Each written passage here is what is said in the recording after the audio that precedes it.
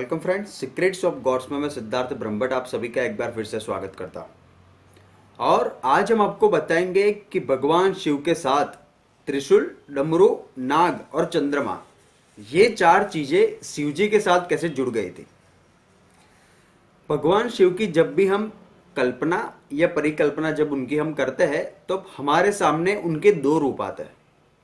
एक उनका लिंग रूप आता है जो उनका निराकार स्वरूप है, और दूसरा है उनका साकार स्वरूप जो आज हम देख रहे हैं। शिव जी का जो हम स्वरूप आज देख रहे हैं, बहुत सारी जगह पे हम देखते हैं, फोटो में देखते हैं, टीवी में देखते हैं, बहुत सारी जगह पे देखते हैं। तो वो जो उनका स्वरूप है वो उनका चंद्रमौलेश्वर स्वरूप है। वैसे भगवान शिव के हजारों नाम है और भगवान शिव के हजारों रूप है। तो जब उनका ये साकार रूप हम देखते हैं तब हम चंद्रमा, नाग, त्रिशूल और डमरू भी उनके हाथों में देखते हैं। तो ये सारी चीजें भगवान शिव के साथ किस तरह से जुड़ गई थी, इसके बारे में आज हम आपको बताएंगे। सबसे पहला है शिव जी का त्रिशूल। हमारे पुराणों के अनुसार भगवान शिव को बहुत सारे अस्त्र और शस्त्र का ज्ञाता और दाता माना गया है।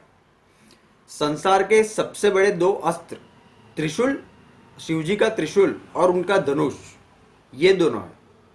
शिव जी का जो धनुष है उसका नाम है पिनाक, और माना जाता है इसका आविष्कार भगवान शिव ने स्वयं किया था।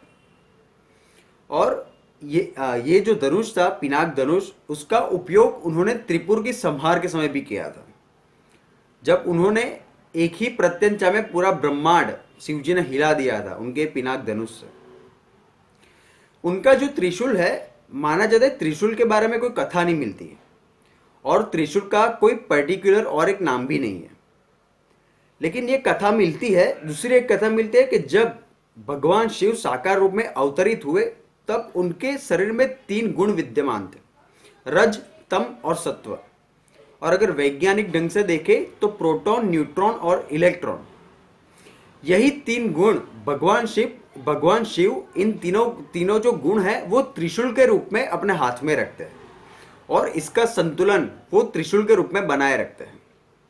इसी तरह से शिव जी त्रिशूल हाथ में धारण करता है, जिसका मतलब है कि रज, तम, सत्व, प्रोटॉन, न्यूट्रॉन और इलेक्ट्रॉन, ये 3 जो गुण है उसका संतुलन शिव जी खुद बनाए रखते हैं। इसी तरह से ये 3 गुण शिव जी त्रिशूल के रूप में अपने हाथ में धारित करते हैं। दूसरा है वो है डमरू। भगवान शिव के हाथों में डमरू है। तो ये डमरू की जो कथा है वो बहुत बड़ी ही रोचक है।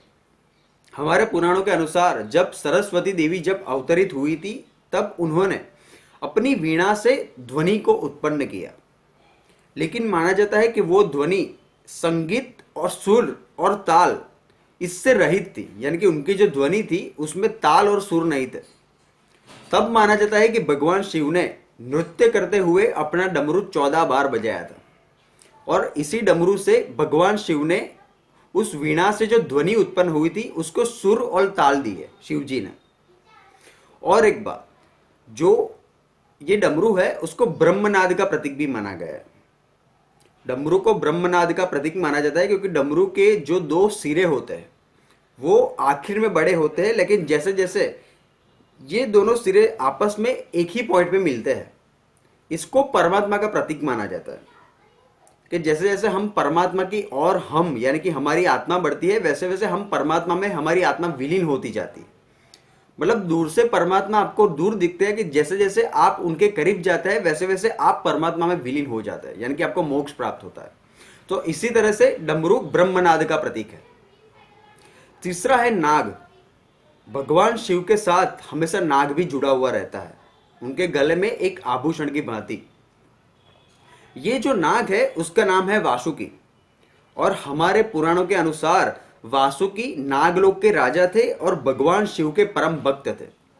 उन्होंने अपनी तपस्या से भगवान शिव को प्रसन्न किया था, और उसी से प्रसन्न होकर भगवान शिव ने वासुकी को नागलोक का राजा बनाया था। और उसी के साथ भगवान शिव ने वासुकी को ये आशीर्वाद यानी कि ये वरदान दिया कि आज से मैं आपको एक आभूषण की तरह अपने गले में धारण करूंगा। तब से ये वासुकी नाग शिव जी के साथ जुड़ गए, और शिव जी एक आभूषण की भांति उनको अपने गले में धारण करने लगे। उसके बाद है चंद्रमा। जो चौथी जो चीज है वो चंद्रमा। चंद्रमा को सिर्फ सनातन धर्म में नहीं, लेकिन दूसरे भी धर्म है जो चंद्रमा को मानते हैं, जो चांद को मानते हैं। लेकिन यही चांद हमारे शिव जी के मस्तक का आभूषण है। माना जाता है कि शिव पुराण के अनुसार प्रजापति दक्ष, उनकी 27 कन्या थी, 27, और यही 27 कन्या का विवाह प्रजापति दक्ष ने चंद्रमा से करवाया था। लेकिन चंद्रमा उसमें से एक रोहिणी को ही सबसे ज्यादा प्रेम करते थे। बाकी की जो उनकी 26 पत्नियां थी, उनको और रोहिणी, इन दोनों को प्रेम करने में वो भेदभाव रखते थे। इसी के कारण जो बाकी की जो पत्नियां थी चंद्रमा की, उन्होंने प्रजापति दक्ष से उनकी शिकायत की चंद्रमा ने, और प्रजापति दक्ष ने चंद्रमा को क्षय होने का श्राप दे दिया। उसके बाद चंद्रमा का जो स्थान है, जो ब्रह्मांड में जो उनका जो स्थान है, वो नष्ट हो गया। और उसके बाद चंद्रमा गए शिव जी के शरण में और उन्होंने भगवान शिव की आराधना की, और भगवान शिव ने प्रसन्न होकर चंद्रमा को फिर से क्षय रोग से मुक्त कर दिया। तो इसी तरह से चंद्रमा को क्षय रोग से मुक्त भगवान शिव ने करवाया, और चंद्रमा को भगवान शिव ने अपने मस्तिष्क पर धारण किया, क्योंकि ब्रह्मांड में उनका स्थान नष्ट हो चुका था। इसलिए शिव जी ने चंद्रमा को अपनी जटाओं में स्थान दे दिया। और जिस स्थान पर चंद्रमा ने यह तपस्या की थी, वो स्थान आज हमारा एक ज्योतिर्लिंग भी है, जिसका नाम है सोमनाथ, और जो गुजरात में है। यही वो स्थान है जहां पर चंद्रमा ने भगवान शिव की आराधना की थी। इसलिए इस ज्योतिर्लिंग का नाम सोमनाथ है, यानी कि चंद्र के स्वामी। तो धन्यवाद। आप प्लीज हमारे चैनल को सब्सक्राइब करें, अपने कमेंट्स भी दीजिए। Thank you.